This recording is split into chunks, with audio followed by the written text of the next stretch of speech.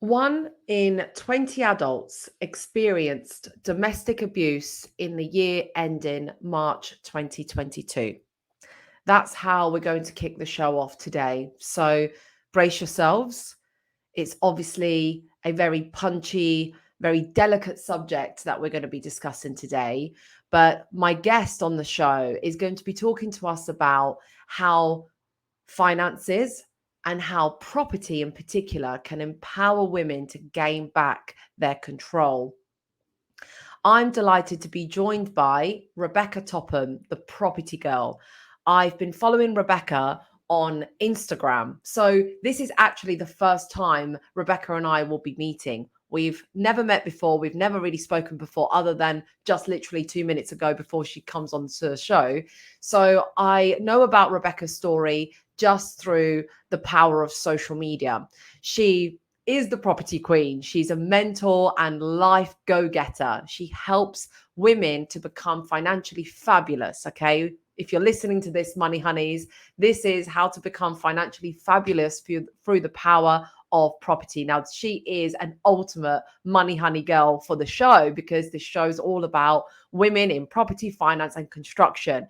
But while she's been rocking that hi-vis ever since she could walk, and she's been into property her whole life, and she's been bossing it in the property world, she has come from a different background. She wasn't always perhaps this confident or this, sassy with her business. So she may touch on today her being an overcomer of domestic abuse, but it's her mission. Because of that experience, it's her mission to help other women become financially independent as well. So brace yourselves, lock yourselves in, because I think this is going to blow us all away. So I can't wait to bring her on.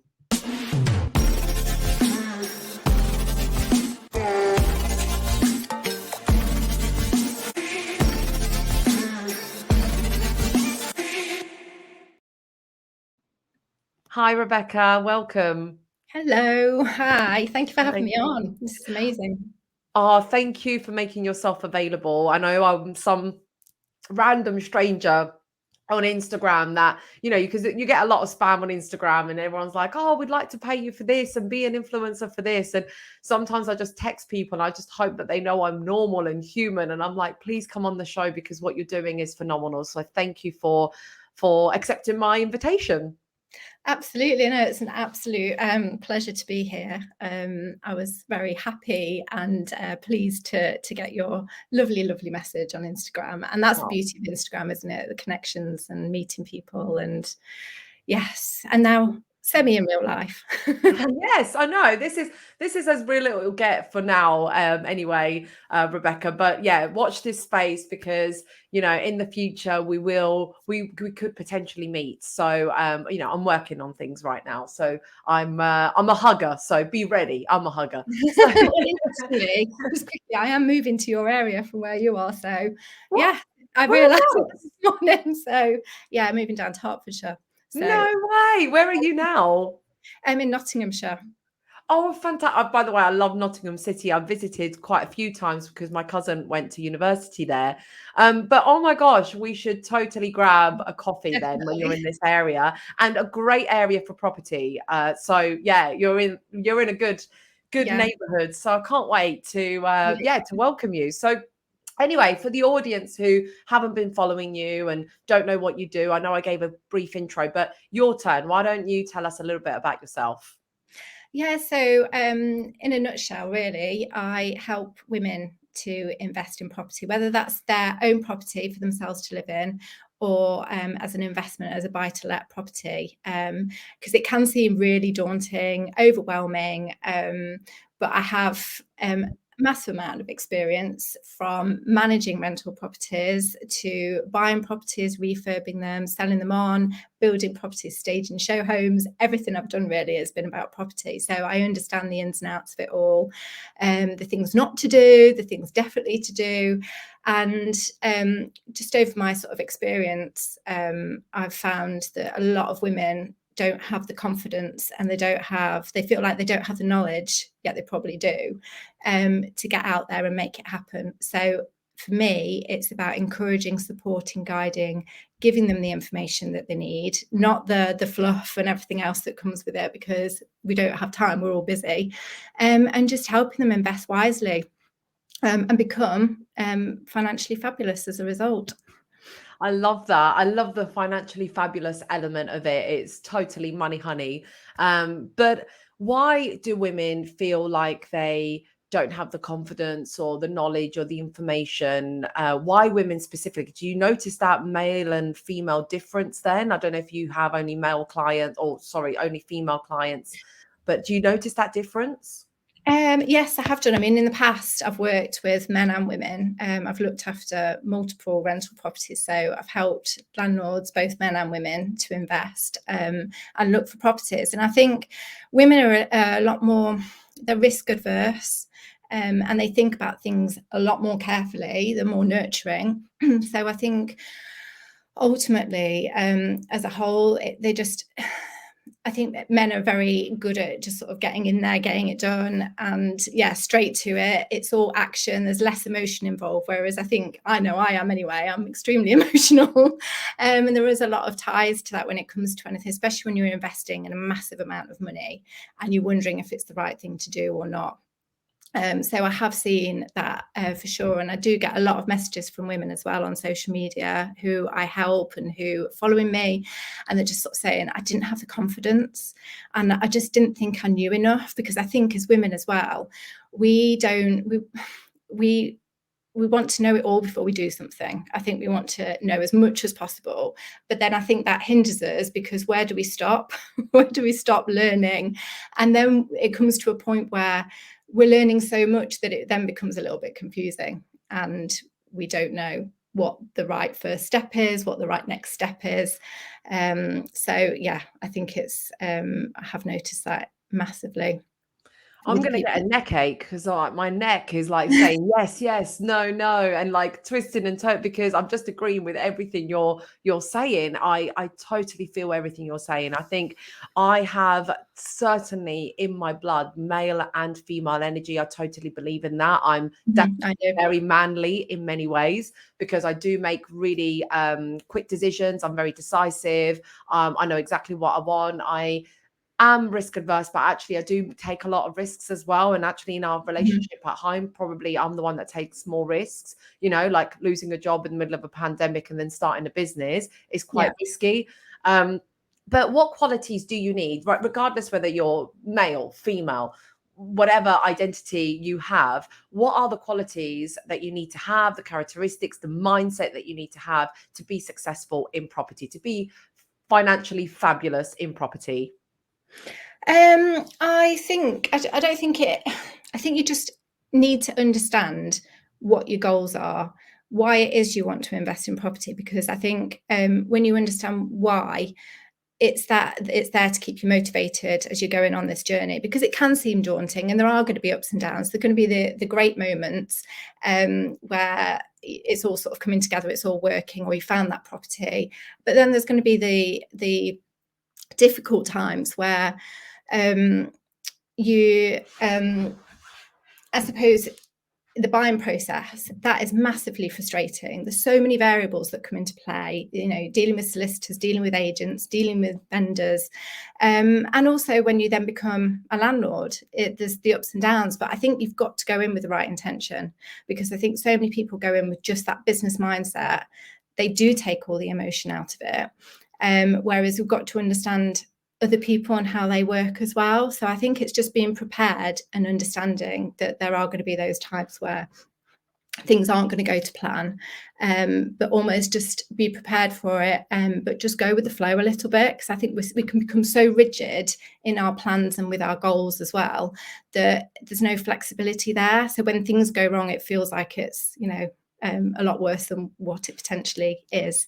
But in terms of mindset, I think you've got to go in with a positive mindset, because there are as well at the moment, obviously with interest rates, with mortgages, there's so much media and hysteria out there about don't do it, do it, house prices are falling, you're going to lose money.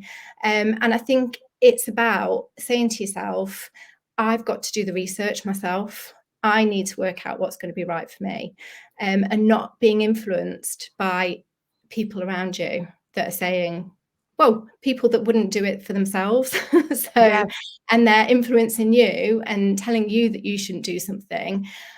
You've got to stay in your own lane. You've got to stay focused on your own goals and what you want to achieve. And surround yourself with like-minded people that are going to cheer you on and motivate you to get to that finish point and keep going. So I think those are sort of like the important points, really. And surround yourself with information, but don't go OTT on it that you never actually start. So Information changes so fast these days. So even if you study something to death about, the current lender products, I mean, yeah. even to speak about lender products, for example, they're changing every 5 minutes. So if you're Mhm. going to get all geeky on a particular product, it might not even be available tomorrow. So yeah, you're quite right. Information changes really fast. Too much information can actually paralyze you. It paralyzes any action. And I always say, imperfect action is better than perfect procrastination, Yeah. especially in the world of property, because it moves so fast. You need to take massive action. You need to have a degree of information. And I actually think that the key message there that you've just shared is surrounding yourself with the key people, the key support group that you need, the power team that you need in property. That's what Yeah. you need to have. And it's seeking out those experts as well, because I know I go to my mortgage advisor and I sit there and I know that he knows his stuff. I know that he knows the market. And quite often, any sort of little niggles or fears that I have, he just smooths them all out for me. So That's because the he knows perfect what mortgage to do it. broker. Yeah, exactly. Exactly. That's so So, key, because what you hear in the media and what you see on the news, and you really need that professional that can then tell you, right, okay, listen, I understand it. This is how to break it down. This is what it means for you. Because obviously what you hear in the media is not personalized to you, whereas your mortgage advisor knows everything about you, right? They know what you want, what your goals are, what your income situation is, your credit situation. So yeah, you really need to get personalized advice. So where do you come into all of this? Because you've built houses, you've refurbed them, you've flipped them, you are a landlord queen yourself. So how do you actually practically get involved with someone who wants to buy a property? well, we talk about their goals to begin with, because, like I said, everyone's reason for investing in property is different. Their finances are different. So it's understanding where they're at, what they want to achieve. Is it for a pension pot? Is it for income now? I mean, I don't particularly focus on replacing your income to leave your career necessarily, but for some people, that is ultimately what they want to do. So it's getting to the bottom of that and understanding where they want to go with this. And then it's getting them to understand the steps, because I think it becomes, again, so complicated when you're reading so much stuff and you listen to so many different people with different ideas. It's what works for you as an individual, because it's no one rule, no one run, can't speak, no one journey for everyone. We're all different. So what I would buy and my reasons for investing it would be completely different to somebody else. So it's understanding that. That's my sort of like step one. And then it's looking at their finances, because I think I know in my past as well, the financial side of things can become a little bit chaotic, and you think that you need to save a bit more, when in reality it's understanding exactly what you need to do for an investment property to achieve that mortgage and what they're going to be looking for. And then obviously then speaking to the expert, and understanding what products would be available to you, because again, they're tailoring it to your own personal what is going on in your life, your finances and so on. So and then it's just literally looking at the areas. Do they want to manage a property themselves? Or if they don't, because that does obviously affect then where you're going to be looking at property. If you are going to manage it yourself, then obviously you perhaps want to be close by. And then it's looking at the types of property, what is going to be suitable for a buy to let, because you're not going to go and buy a one bed flat in the middle of nowhere for a student, or vice versa. You're not going to buy that kind of property for a family. So it's understanding who your ideal tenant is, who you want in a property, and then tailoring that property purchase to that. So that it all flows, because I've always sort of said that the marketing of it, the retention of a tenant, maximizing the profit, all flows from that, and it feeds into the type of property that you do buy. But I also don't want the fluff of I want to be able to help women just go, right, this is the kind of property you need to buy. This is going to be the most profitable, successful property type of property to buy, and help them achieve that. So it's giving them the motivation, the accountability as well, because I think it's so easy to say you want to do something, say you're going to take the action, but then let things drift as life happens, as it does for me, moving all the time. And it's being able to help them navigate that journey in a fun way as well, and simple way, rather than overcomplicating it and making it tricky or more difficult than it needs to be. Because I think, especially again with the media, with the press, and sometimes as well with some agents that I've experienced, they've made the process seem so complicated and so difficult that it puts so many people off. And especially because I think the construction, the property world is so male dominated as well. I think for a lot of women, and research has been done on this, that it just makes them kind of like go, oh my God, I can't do this. It's too difficult, and it just put them off. So I want to help them in a way which allows them to find their property journey, allow them to go on that property journey, and be there to support, guide and motivate them to find out what it is that they want to achieve. So I love that. And everyone comes into property from all angles and for different reasons. Some people become accidental landlords, and so that's why they're in property. Others don't know about investing in anything else other than bricks and mortar, so they put their investments into that, or they put their inheritance. Others, maybe have a property to start with, but then have to, make it into a buy-to-let. So everyone comes into it from all different angles. But obviously, all I've read is your bio and your Instagram. But is it your background, your personal background of what you went through your abusive relationship that got you into properties? Is property what saved you from that, or were you already doing that before? I'm just trying to find the link between that. I was already in property. I grew up around property, so I've grown up around property all my life. My family were developers in the Northwest, or are developers, but I was never involved in that. I went off and got my law degree, Ali Mobile wannabe, I always say. And then life changed for me, and I ended up in LA for 4.5 years. So I lived over there. And it's when I came back that I then got back into property. I ended up working for a big corporate in the UK. Didn't like how things were done, thought I could do things differently, rightly or wrongly. But I just didn't agree with the property management side of things. So I left, and I set up my own property management company, and built a really successful business basically on word of mouth. So that was part of it. And then I met my ex, and he was already in development, so I got into that as well, and we built houses, and we did some refurbs. But then obviously the marriage collapsed, and obviously the abuse as well that occurred during the time. And it took me 5 years through court to actually gain my freedom back.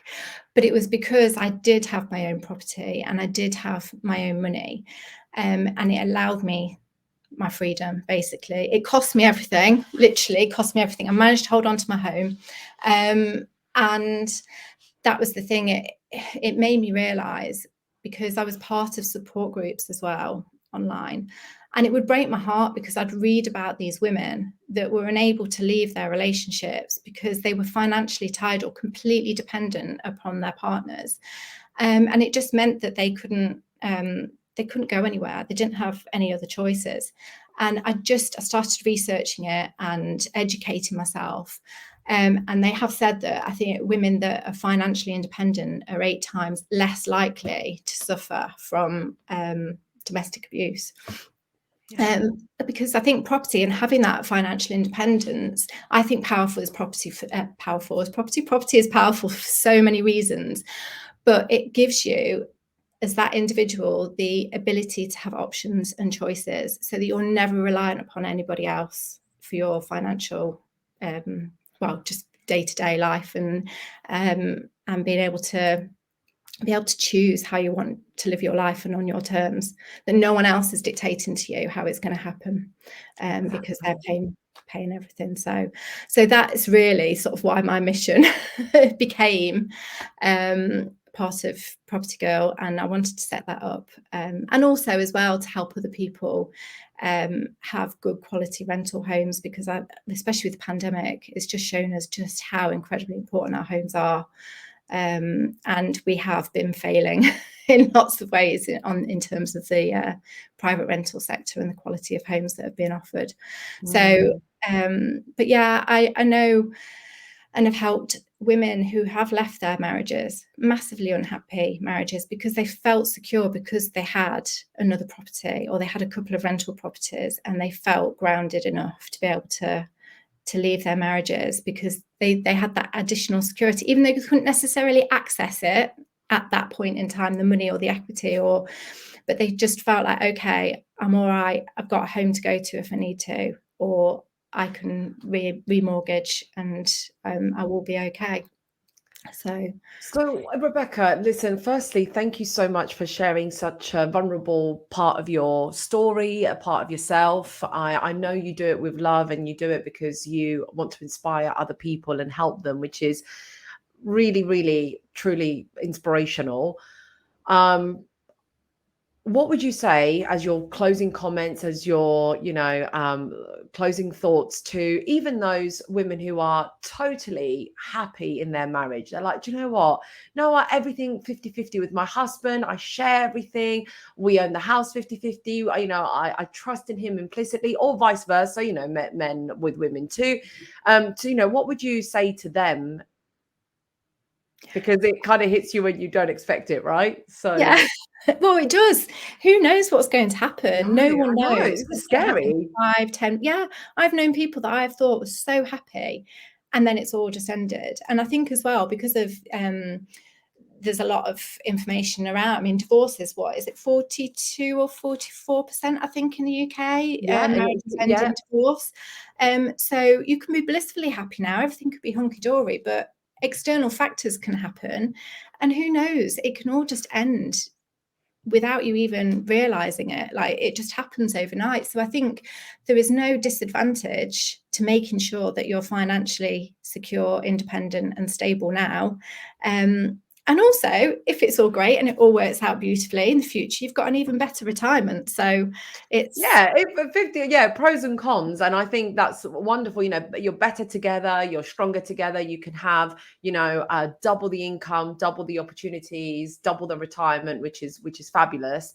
But always have, what you're saying is, always have that reserve. Just have that personal, respect yourself, love yourself first, have that future stability for yourself. Because also, even if your marriage is really, really happy, and marriage could end due to, a death, for example, or an illness. Yeah. So it doesn't have to be abuse, but, having that independent stability, that security is just going to be helpful no matter what. So I really appreciated this chat, Rebecca. Thank you so much. It's been hugely eye-opening for myself, and I'm sure for many of the listeners who are tuning in, listening to this right now. If they did want to follow your journey and find you and follow you, where can they do that? Well, I'm on Instagram. Instagram's my main place, really, which is at property_girl. Go on, get ahead of myself. Well, don't worry, I will put it all in the show notes. Put it in the show notes. I'll send a link round to, your channel, because it really is truly insightful. Both content, energy, everything about, Rebecca's channel is definitely a must follow. So thank you again, Rebecca, for being on the show. Thank you so much. My pleasure. And I'll catch up with you in Hertfordshire. Yeah, that'd be fantastic. Looking forward to it. Thank you. Thanks.